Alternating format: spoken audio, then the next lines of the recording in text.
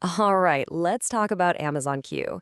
We're going to explore how this new kind of generative AI assistant is built to plug right into every single step of your software development lifecycle.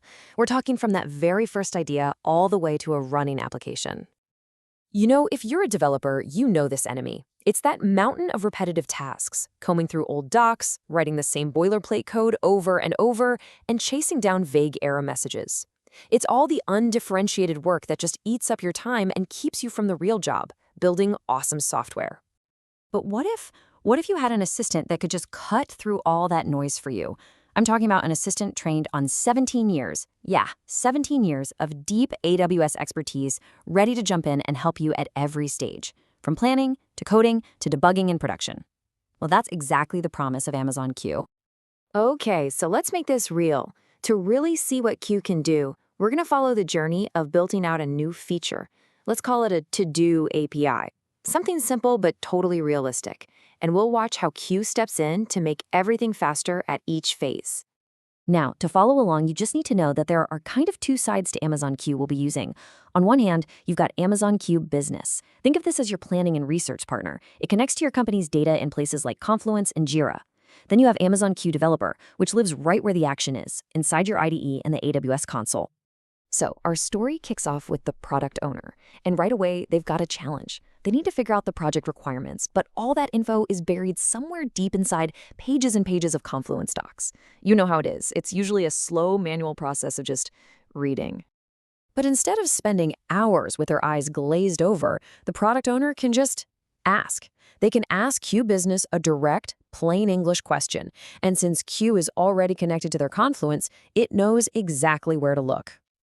And boom, look at that. In just seconds, Q gives them this perfect, concise summary. It's pulled out the key business driver, the main functions, the latency requirements, and even the database to use. And the best part? It's all sourced directly from their documents, with citations to prove it. So now that the requirements are totally clear, the product owner doesn't have to switch gears and start doing admin work. They just keep the conversation going with Q. And just like that, Q's Jira plugin gets to work. It whips up a perfectly formatted user story and creates the ticket right in the team's backlog. A task that could have taken a good chunk of the afternoon? Yeah, that's done in minutes.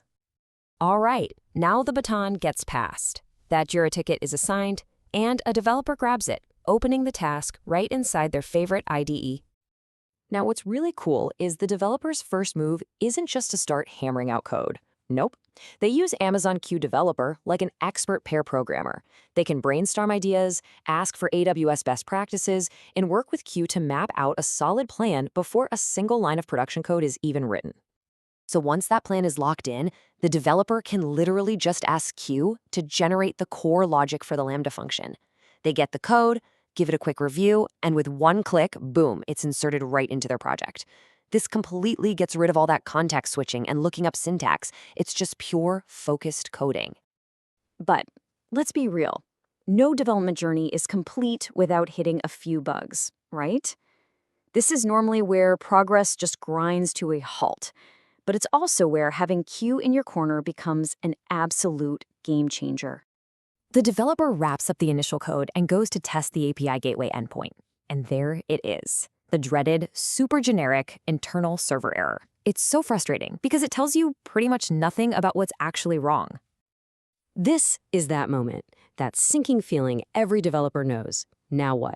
This error could be anything. A permissions issue, a config mistake, a typo somewhere. It could mean hours of just painfully digging through logs, basically guessing.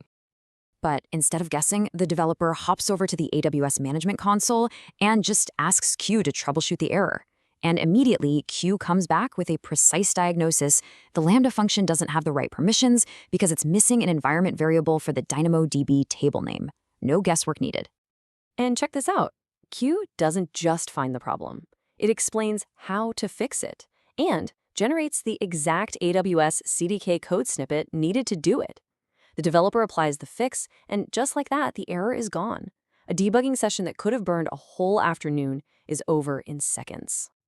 And with that, our to-do API is built, tested, and fixed.